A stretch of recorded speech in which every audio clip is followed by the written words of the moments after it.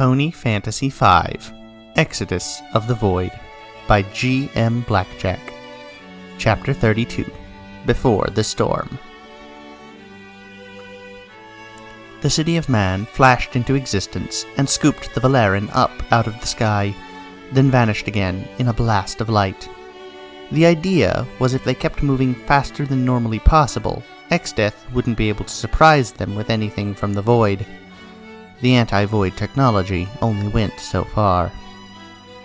Lyra was there, waiting for the Warriors of Light, along with Marble. Lyra grinned as the door opened. "Welcome back!" "Whoa!" She looked up at Twilight. "Mom?" "Yes, Lyra," Twilight said. "You grew, and are sparkly." Twilight smiled. "We got the keys to the void. We can now defeat Exdeath and endless, needless destruction." Marble smiled, looking up at Discord. She nodded. "Wait," Discord frowned. "Was this some kind of test to see if I was able to be trusted on my own?" Marble nodded. "Did I pass?" Marble nodded. "Not sure if I should be livid with you or happy." Marble shrugged, then trotted up to Fluttershy for a hug. "Oh, Auntie Marble, how are you holding up?" Marble sighed. "I know. It's hard. It always is. It always will be." Fluttershy smiled sadly. Marble nodded, looking to Lyra. "Oh, right." Lyra coughed. "We're holding a funeral later today for those who have fallen. Mainly Pinky and the Warriors of Dawn. We'll be stopping in Magent for it. It was rushed since we expect to be heading into the void within a day or so." She sighed. "They need a chance to be honored before the end." "Don't think like that," Twilight said, looking down at Lyra with wise eyes. "This will not be the end. Trust me." Lyra smiled. "What happened to you down there?" "I was unlocked," she said. "I'll say," Chrysalis stated, appearing in a flash of green. "Not only an alicorn, but a fully activated one now. Not an easy feat, let me tell you. You are the 7th ever to exist." "Oh?" Twilight said, shrugging. "If it helps me defeat Exdeath, it's much more than that. You have the right to rule in the eyes of many now. Most have lost their queens, their rulers, their hope. You and I are the only remaining. It is up to us to repair this world now." Twilight sighed. She'd be lying if she said she wasn't used to leading at this point. "Of course. What should I do?" "Become the face of this army, a warrior of light, an alicorn, and a face many recognize. Be the unspoken leader of this endeavor. Charge at the front. Spearhead the efforts." Chrysalis smirked. "Become queen of the world." Twilight rolled her eyes. "Queen?" "You're not the only queen, dear," Rarity said, walking up to her. "I can give you the pointers. First, smile and wave. That's always the most important." Twilight nodded. "Okay." She spread her wings and walked through the city of man, purposefully drawing the attention of ponies to her. They stared in awe. A hero walked among them, and she filled them all with hope. She hadn't even said a word yet, and she had gathered a crowd. Chrysalis smiled. She had truly become the leader these people needed. "Everyone!" she yelled. "Changeling, pony, dragon, griffin, wizard, knight, hero, outlaw. The time will soon come when I ask you to fight for our world. You all have already said yes, already pledged yourself to the cause. But I see among you strife and arguments, disagreement over how things are done, a lack of hope in our cause, a feeling that everything is going to end. Let me tell you right now, not everything is going to end. We have procured the means to take down Exdeath and stop the void from destroying our world. This new, beautiful world Even though it was created by an evil plan, it is truly beautiful. Things lost to either of the originals have been found once more. Rivalries that existed before are being ironed out. All of us are banding together, despite our differences, to fight for our world. We spit in the face of Exdeath and his plan to destroy everything. Instead of decaying into chaos, we band together in order. Instead of falling to internal violence, we overcome our differences. It is not what he is expected, it is not what he wanted. And we will use the ties that connect us together to defeat him. He will not be allowed to destroy everything we have found in our lives. This world matters, and it will not return to nothing. We will stand strong for our own existence. So come, my people, come with me. Overcome your differences and your prejudices. Become one. Do not let Exdeath have what he wants. Do not let the void become what we are. We are not nothing. We are the most important thing to ever exist. Applause. Powerful, intense applause. Well said, the Earth Crystal announced. I need to have a talk with you later, Twilight told the Earth Crystal. You probably won't like it. Intriguing. I await your coming. Magent was somber. A funeral for 4 of their greatest heroes was being held that day. Daring Do, Gilda, Maud Pie, and Pinkie Pie. A brilliant marble statue of them stood in the center of the square, looking down at the gathered ponies and other assorted races. Usually, the statue was a bringer of pleasant memories and a feeling of safety. Now, the look of Gilda seemed menacing, the determination of Daring Do pointless, the face of Maud emotionless, and the smile of Pinkie Pie insane. There were 4 coffins, but there were no bodies. The only object that could be found was that of Maud's helmet, which was sitting atop the coffin that was supposedly hers. Virtually everyone was crying. The greatest heroes, all gone. There had been speeches for each hero individually. A few griffins had spoken on behalf of Gilda, Applejack and a few others on the behalf of Daring Do. Fluttershy managed to get out a few words for Pinkie, and the Warriors of Light said a few words for their compatriot. The most words were spoken for Maud, the mare who was essentially the leader of an entire planet for a while. Everyone knew her. She was odd, but she was good at what she did. Limestone walked up last, biting her lip. Well, those were a lot of sappy speeches, she sighed. And now I hope you can stay around to hear mine. She took a deep breath. Most of you didn't know them that well, or for that long. I spent most of my life around them, all 4 of them. 2 I've known all my life, and you may think of them as the reckless hero, the grumpy griffin, the serious leader, and the powerful, insane one. All of these things are true, but there's a lot more to each of them than you know. Daring Do. Now there was a mare who understood what honor was. I still don't understand it myself, and all the other legendary heroes often thought she was being silly half the time. But she was the only one to call us out when we were doing questionable things. The only one to defend the bad guys. The one who would rush into danger to save a guy who had just tried to kill us minutes before. Limestone chuckled. She was the only one who stayed behind, left her world permanently to watch over the mess we left behind. Had she survived this long, I expect we wouldn't be in this mess we're in right now.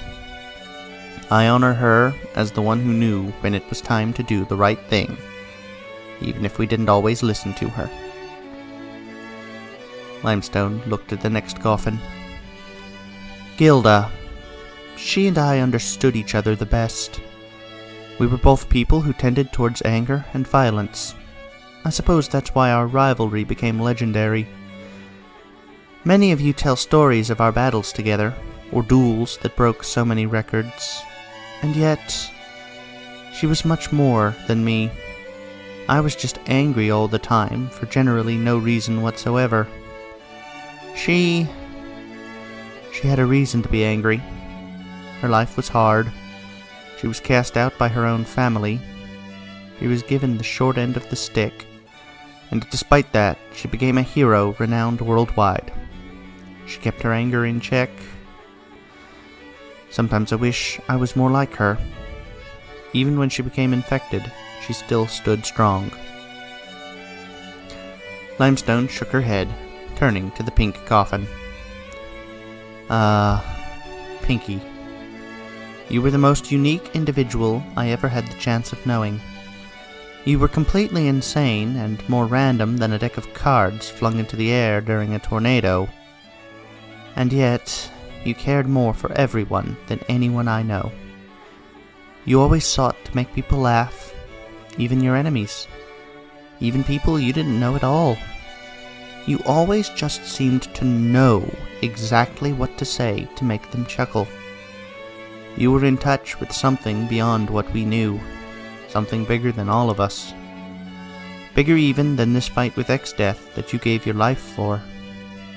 I don't know where your knowledge or your intuition came from, and I don't think I can know.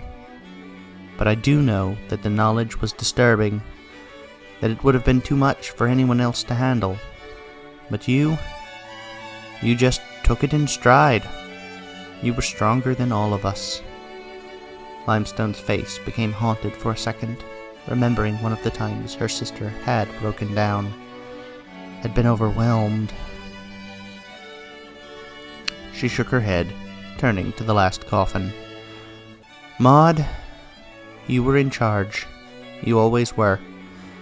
Everyone saw you as the strong mare who never broke, never faltered, always continued on despite the overwhelming turmoil around you. But I know you. Behind that rocky exterior of yours, you felt. You felt everything that everyone else felt. You empathized with every person you met. You may have been dry, you may not have been a good conversationalist, but you knew what other people meant. You knew the meaning of the world, and you devoted yourself to protecting everyone. And for that, we all thank you. Limestone looked up at the sky. The warriors of dawn have fallen. They have passed the torch to the warriors of light. She turned to look at the 5 mares in the crowd. Exdeath was defeated once before by these 4 legends. Now, we have 5 legends. She smiled. And several armies. The warriors of dawn have set this up for us. Created a world where Exdeath can be defeated for good, and defeated by all those he oppressed, rather than just a legendary few. Let us take this fight to him and destroy him in their memories! Cheers erupted from the crowd. Limestone grabbed Maud's helmet and put it on her own head. Then she raised her swords to the sky and cheered before stepping off the stage and mingling with the crowd. Fluttershy rushed her into a hug. That was beautiful, Auntie Limestone. Limestone smiled, trying to keep the tears back. I try. I tried to keep my anger out of it. It was great. Then the entire area shook. In the center of town, erupted in another void sphere. The city of man acted quickly, slowing its progress, but several buildings had already been consumed. Limestone roared, "Everyone, evacuate!" She glared at the void sphere with her own eyes. "We're coming for you, Blue Boy, and you can't stop us. Destroying our homes will not keep us away. It will not slow our resolve. It will only make it stronger." "We've settled on a plan," Amethyst said, laying out a scroll. The armies will be arranged like so, and all the ships of the City of Man will be manned and ready to go. The moment we enter the void, all the ships, and those who are able to fly and survive on their own power, will be released. Then we charge directly for the center. What will the center look like? Rarity asked. It will look like a crystal podium floating among a sea of stars, Discord said. As for what the rest of the interdimensional rift looks like, that's anyone's guess. So prepare for everything, Applejack said. Precisely, my dear Applejack. We will charge through all the demons and other such beings that plague the rift, using all our force to cut into the center, the Earth Crystal announced. I will coordinate all technological devices towards that singular goal. We will need to work fast, for we know not how long we have until Exdeath unlocks more power from the void. So, Rainbow Dash said, the plan is essentially crush, kill, destroy? Essentially. I like this plan. It is a bit more complex than that. Fluttershy will continually use Phoenix to resurrect any and all of the soldiers of ours that we can restore. We will not let anyone fall if we can help it. The alarm lights went off. Chrysalis sighed. Spire Hive was just hit by the void. This is now the planet's last major seat of power. Well then, Twilight said. Everybody, do what you want. We are running out of time. Wrap up everything you can. We will attack at dawn. The group nodded and dispersed. Soon, it was just Twilight. Earth Crystal? Yes. Starswirl said he created the void to fight against your kind. Why would he do that? Interesting, but understandable. We are the highest authority. It only makes sense to rebel against us. Twilight frowned at the Earth Crystal's choice of words. Are the highest authority? Why, yes. We are the highest level of being known to exist. Well, I suppose we don't exist anymore. You really think you're better than us? What reason do we have to believe otherwise? We are better at using magic than you are, live forever, and can define worlds by our own aspects. Twilight frowned. That suggests you chose to define the world by yourselves. It didn't have to be that way. The Earth Crystal paused. No. We chose to anchor ourselves to the world so we could improve our lives. What about us? Did you think maybe we would have wanted the world to ourselves? Never crossed my mind back then. Perhaps it did to the Life Crystal, but not the rest of us. But what right do you have to tell us what to do? What right do you have to tell us what to do? Your kind would not have existed were it not for us. Twilight blinked. What? Humans. Humans were the only race that existed before we came. Twilight took a step back. And your actions ended up killing them. Mainly their fault. They never should have approved that star swirl. Twilight growled. You really do believe you're better than us, don't you? Life may be sacred, but we are the highest of life, the Earth Crystal said. Or we were. Perhaps we misjudged, for we have all fallen. But be careful what you call us out on. You have us to thank for your existence. Twilight turned and walked out. I don't have to be happy about it. We didn't ask to be seated here either, Twilight. She stopped herself. Where did you come from? The details are sketchy at best, but from what we have discerned, our race is interdimensional in nature, seeding crystal spores throughout the worlds wherever possible. I know not what the purpose is besides multiplication of our race, but I do know that the 6 of us were sent to this world together, and we shaped it. You should have shaped it better. probably. But would you have done any better? Twilight just left. She was done talking now. I have a question, Applejack said. What? Fluttershy asked. What is Exdeath? Fluttershy blinked. You know, no pony knows. Applejack groaned. What do you know? At this rate, we know more about the void and humanity than we know about our enemy. He came out from the Everfree Forest one day, Fluttershy said, made his castle on an island no pony knew existed, and tried to conquer everything.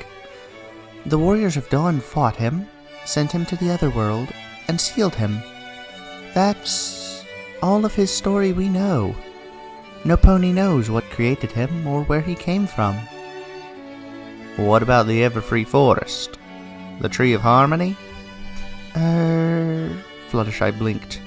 Those have kinda always been there? You're a big help, Applejack muttered. I guess it don't matter all that much. We don't have to know where he came from to defeat him. An alarm rang out. The Everfree Forest had just been consumed by the void. Fluttershy winced. All those poor animals. Applejack grunted.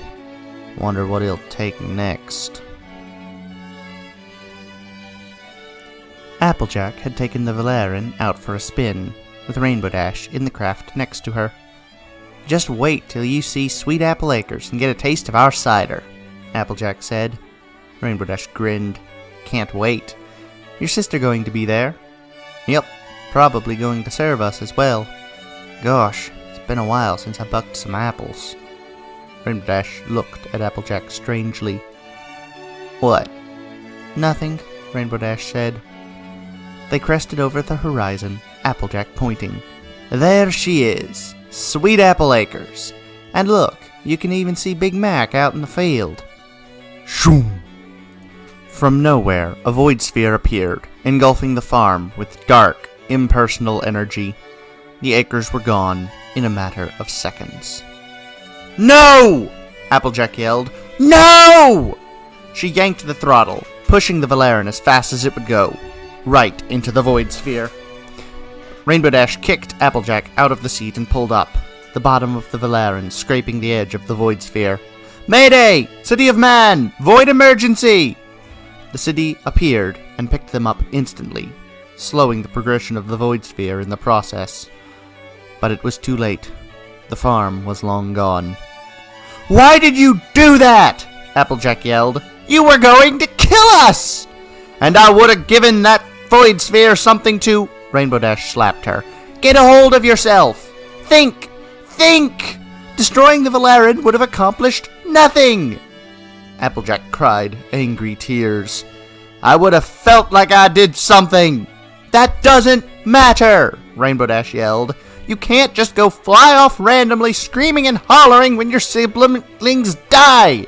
It doesn't work! Applejack backed up, then glared. Easy for you to say. Yours came back. Rainbow Dash glared. You take that back. No, I'm not gonna. She glared back, tears streaking down her face. I'm gonna make you feel what I feel. She drew the Excalibur. Rainbow Dash kicked the door of the Valerian open and flew out. She could hear Berserk Applejack chasing after her. No, no, no. Rarity! What? Rarity said, looking up from her book.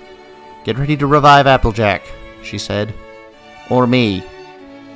Rarity blinked. What? Applejack came flying out of nowhere, the Excalibur shining with energy. Rainbow Dash spread her wings and engulfed Applejack in a flare. The orange mare exploded, but somehow managed to absorb the blast with her sword. What? Rainbow Dash yelled, unable to stop the sword from driving into her chest. She fell down, limp. Rarity stopped Applejack's time and healed Rainbow Dash. Rainbow Dash gasped. That sword is painful. That sword is painful. That sword is painful. Rarity frowned. What happened to her? Sweet Apple Acres was consumed. "Oh my," Rarity said. "How—" "I'm going to talk some sense into her," Rainbow Dash said. "That's how this is going to go. Keep reviving us." I'm going to call Fluttershy, see if I can borrow Phoenix for this."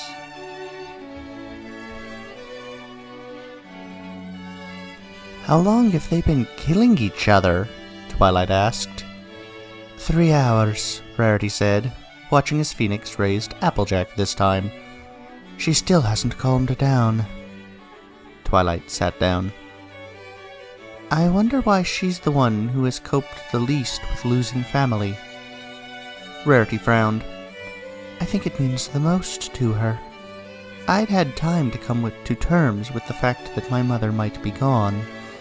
Fluttershy got to talk to her mother as she went, though Rainbow Dash had around this level of reaction." She sighed. "I guess this is why she's trying to talk Applejack down." The 2 mares exploded, and Twilight winced. "That's some harsh talking." Rarity shook her head. "It's what Applejack needs." The 2 mares watched as Applejack and Rainbow Dash went at it, Applejack no longer even speaking incoherent sentences. In 10 minutes, she broke down. Collapsing and dropping her sword, she entered a fetal position and just kept crying. Rainbow Dash walked up to her, raised her hoof, and offered it to Applejack. "We've all lost ponies we care about, and all of us have learned that sometimes you need to pull yourself together and do what they would have wanted. I don't know much about your family. Maybe they would want you to grieve, maybe they want you to continue on however you can, maybe they want you to save the world. Whatever it is, I know this isn't it." "It hurts." "I know," Rainbow Dash said. "Spike may be back, but I thought he was gone for months. I still felt what you felt. I reacted badly, like everyone does. We won't think any less of you for this." She helped Applejack up. "But we need you back, Applejack." Applejack smiled. "You're an idiot. We're all idiots." "All right," Applejack sighed. "Let's stop this pointless fight. We set out tomorrow." Before dawn, nobody was sleeping. Fluttershy was spending time with Marble and Limestone, crying and laughing, talking about their family. Applejack set up a little memorial for her family, next to the memorial for Daring Do. Rainbow Dash and Rarity talked the night away, being sisters, laughing and crying about everything that came.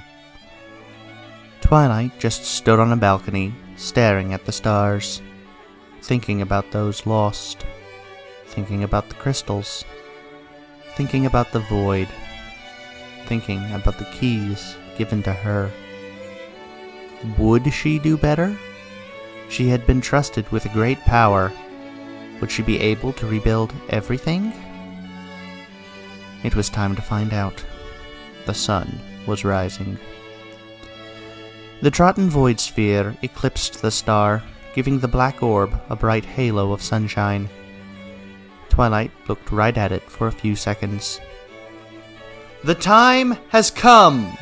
she yelled as loud as her magic let her. "We are entering the void! Set course!" The city of Man warped the very space around it, giving the entire city a strange aura of distorted sky. It slowly moved towards the void sphere, the two touching. The sphere itself began to warp around the city of Man slowly, encasing it in an inky blackness, drawing it in slowly. There was no vaporization, only a slow shifting of realities. Then the city of Man was enveloped, and everything seemed the same as before. Exdeath looked up. They had entered. He wasn't sure if this was going to be fun or annoying. He shook his head, turning back to his work, Images of places far apart appeared around him. Connections, bridges, cameras. He was beginning to understand more, to see more. He had only seen a fraction before, only a sliver. But now he began to see the bigger picture, and to truly understand what it meant. He began to laugh. It was not his regular laugh. It was the laugh of someone whose entire world was falling apart around them. It was the laugh of an evil mastermind who realized that his plans were accomplishing something very different than what he intended. He wasn't sure if he minded or not.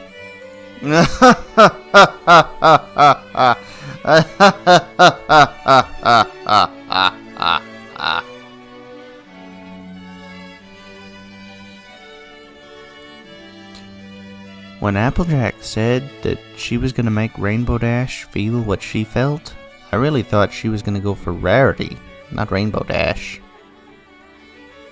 Am I the only one there? Yeah, which made me a little worried since Rarity is their healer. Yes. Well, here we are. It looks like the end is approaching. How many times have we done this now? Once, twice, at least 3 times, right? No, anyway, it's recurring. Well, remember when I said 3rd time's the charm? We're gonna try and save the 3rd crystal? And that didn't work. And I said 3rd time's the charm. We're gonna beat him on the 3rd try, and that didn't work. Well, here we are. The 3rd time's the try. Charm.